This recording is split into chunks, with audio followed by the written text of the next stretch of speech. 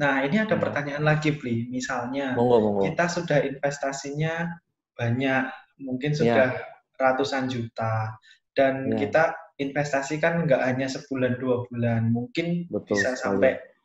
sampai tua, dan nanti bakalan Ya, mungkin, bukan mungkin ya, pasti pasti nggih, kita betul. meninggal.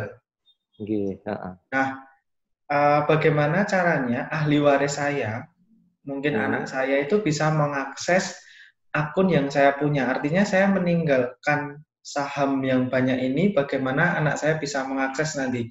Apakah harus Oh, menghubungi Mire atau menghubungi kemana? baik. Jadi prosedurnya ketika sertifikat kematian atau wafat itu keluar ya dari Dukcapil kalau nggak salah yang mengeluarkan. Jadi kan keluarga harus mengurus itu. Ketika sudah teregistrasi sertifikat kematian tersebut, nanti dari Dukcapil akan mensinkronkan ke seluruh sistem perbankan kita, ya. Nah, ketika perbankan membaca sertifikat tersebut, otomatis perbankan akan menutup rekening-rekening perbankan yang nasabah miliki. Lalu, Mirai pun akan mendapat informasi dari Bank RDN bahwasanya atas nama yang bersangkutan almarhum seperti itu. Nah, dan itu juga akan diberitahukan ke keluarga melalui perbankan. Oh, Bapak punya rekening di sini, Bapak punya rekening di sini, Bapak punya rekening saham di sini. Nah, sehingga perbankan pun menyarankan tolong diurusi. Saya pernah menghandle nasabah yang seperti itu, Pak Nanda. Jadi prosesnya sangat mudah. Jadi prosesnya yang pertama kita butuh akte kematian atau sertifikat itu, lalu butuh akte notaris untuk ahli waris, seperti itu. Jadi ada beberapa poin. Yang jelas sangat sistematis. Yang menjadi pertanyaan yang paling umum ya Pak Nanda yang saya alami adalah ketika nasabah belum berkeluarga, ya ahli waris dituliskan ke orang tua. Ya. Nah, seperti itu. Lantas prosesnya bagaimana gitu ya? Nah, nanti Mirai melalui Dukcapil juga akan mengurusi ke Kementerian Hukum dan HAM ya. Nah, jadi Kementerian Hukum dan HAM yang akan menyesuaikan siapa yang berhak menjadi ahli waris. Dan tentu saja sinkronisasinya adalah kakak. Nah, seperti itu.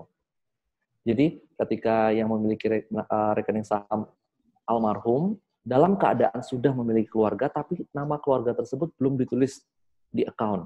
Itu bagaimana? Nanti kementerian yang akan mengurusinya. Seperti itu. Karena notabene yang dituliskan kan orang tua ya, yang bagi belum berkeluarga, Pak, biasanya. Ya. Seperti itu.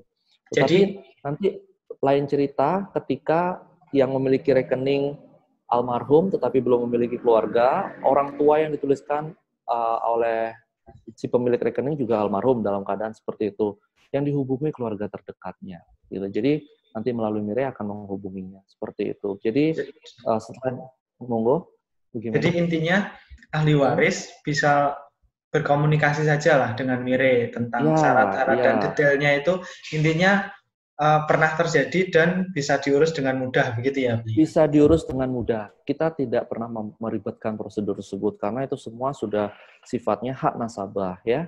Dalam arti semua akan baik-baik saja tergantung dari mau nggak ngurusinnya. Karena kalau saya pribadi lihat keluarganya itu ada yang gercep, ada yang tidak, Pak. Jadi ada Ya, yang mau ya. ngurusin akte ke notaris, ada yang cepat ngurusin akte ini mau cepet, Pak. Gitu. Jadi saya lebih nyaman ngurusin berkasnya. Jadi saya terima komplit, saya berikan listnya, saya terima komplit. Seperti itu. Dan prosedurnya pun ada dua, Pak, ketika diwariskan. Satu, mau dioper ke rekening account ahli waris. Atau mau Oh. dicairkan seluruhnya. Itu bisa. Hmm. Jadi ada dua pilihan itu. Yang saya alami itu keduanya memang mencairkan. Memindahkan ke rekening yang bersangkutan, rekening yang baru. Seperti itu. Dengan catatan ahli warisnya itu juga paham tentang saham ya, Bli ya. Iya, Kalau nggak paham dan paham, saham. Dan kasihan dia. mau, Pak, mau belajar, Pak. Ya, ya, ya. Karena yang dipindahin kemarin adiknya itu baru SMA, mau Hmm. belajar. Ya, nanti diajar-ajarin saya gitu. Oh ya siap, saya berikan modul dulu, Hmm. diisi dulu ilmunya. Nanti kalau ada pertanyaan baru silahkan ditanyakan. Based on modul seperti itu. Ya, ya. Jadi Jadi make sense lah, make sense. Jadi kalau dia mau ya belajar, dia mau paham saham, ya nggak apa-apa pindah ke Betul. RDI-nya dia. Tetapi kalau dia Betul. tidak paham saham, mungkin sudah berumur dan sebagainya, ya paling mudah dicairkan ke Dicairkan. rekening biasa, tetapi ya itu mungkin saja ada saham yang nilainya minus, kan sayang juga ya. Iya, sayang juga, betul. Jadi bisa dipertimbangkan hal-hal seperti itu, bisa kita diskusikan sama keluarga, Pak. Gitu. Yang paling umum kita memberikan opsi yang pertama sih, seperti itu. Dipindah Jadi ke RDI-nya dia. dipindahkan ke RDI tanpa perlu deposit, kan pindah saham. Hibah. Ya. Gitu. Jadi mungkin perlu saya share juga.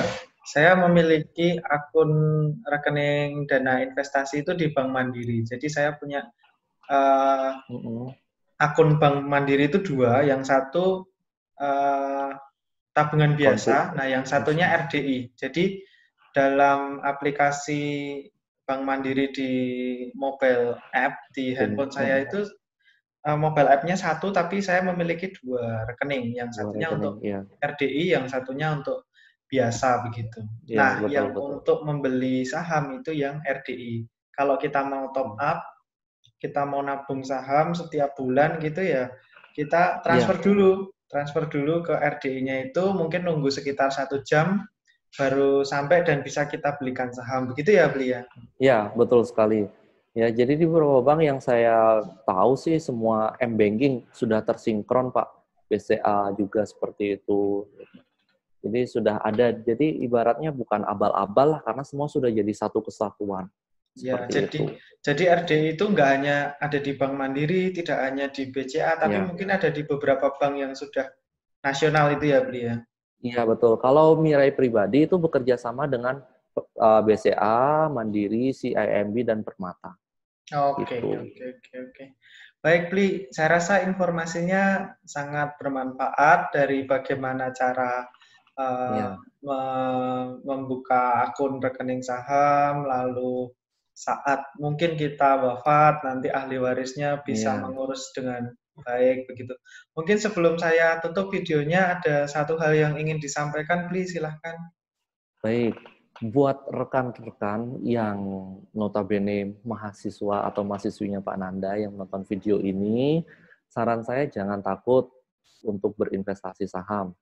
Karena investasi saham, kembali lagi saya sampaikan, adalah sumber pendapatan tambahan kedua. Ya. Jadi rekan-rekan nanti ketika sudah lulus, bekerja, rekan-rekan memiliki ilmu yang sangat berharga.